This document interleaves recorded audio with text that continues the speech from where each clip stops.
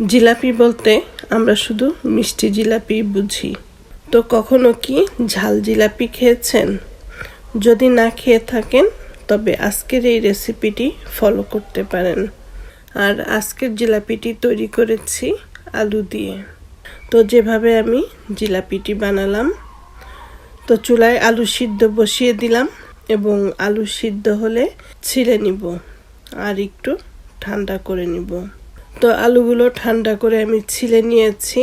এবার একটি বাটি নিয়ে নিলাম আর নিয়ে নিলাম একটি গ্রেটার দিয়ে আলুগুলো মেশ করে নিব।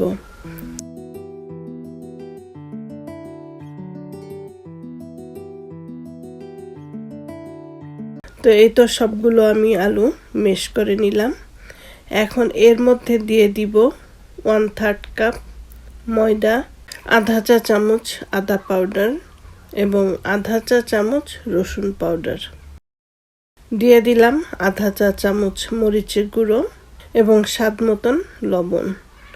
আর দিয়ে দিলাম একটি ডিম আর দিয়ে দিচ্ছি ধনেপাতা কুচি।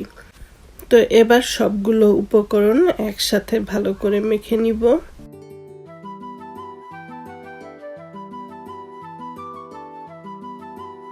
তো সব ভালো করে মেখে নিয়ে এরপরে আমি 2-3 টেবিল চামচের মতন লিকুইড দুধ দিয়ে মেখে নিব। আর এই মিশ্রণটা একটু নরম টাইপের হবে।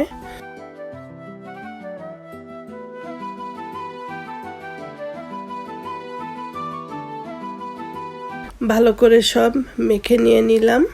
এবার আমি এরকম একটি বোতল নিয়েছি আর এটার মধ্যে আলুর পেস্টগুলো সব দিয়ে দিব।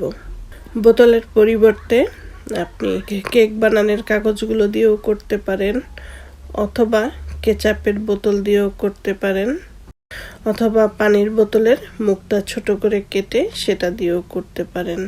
তো যার হাতের কাছে যেটা থাকে সেটা দিয়েই করে নেবেন। আর এই যে মুখটা দেখতে পাচ্ছেন, এখানে কিন্তু ছোট একটি ফুটো আছে। তো আমি একটু চেক করে নিচ্ছি এই ফুটাটা দিয়ে হয় কিনা। তো খুব সহজেই পড়ে যাচ্ছে। তো এবার চুলায় আমি তেল গরম দিয়ে দিলাম। আর তেলটা কিন্তু খুব বেশি দেইনি, অল্প তেল দিয়েছি। আর তেলটা গরম হয়ে গেলে এখন জিলাপির মতন করে আমি দিয়ে দিব। তো একটি করে দিলেই বেশি সুন্দর হয়, তো আমি এখানে দুটো দিয়েছি।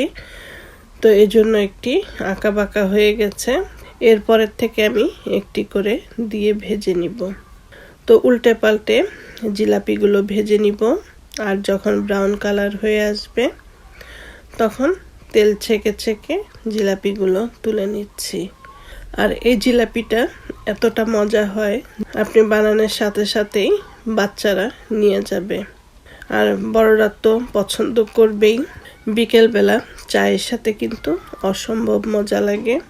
আর এরকম ঝটপট নজর কাড়া একটি নাস্তা বানিয়ে নিতে পারেন। তো এই তো একে একে আমি সবগুলো জিলাপি বানিয়ে নিচ্ছি। একটি একটি করে দিলে কিন্তু তো জিলাপিটা দেখতে ভালো হয়। তো এই তো হয়ে গেল ঝাল জিলাপি। আশা করি রেসিপিটি আপনাদের ভালো লাগবে। আর ভালো লাগলে অবশ্যই স্বপ্নকথা প্যারিস চ্যানেলের সাথে থাকবেন। ভালো থাকবেন সবাই। আল্লাহ হাফেজ।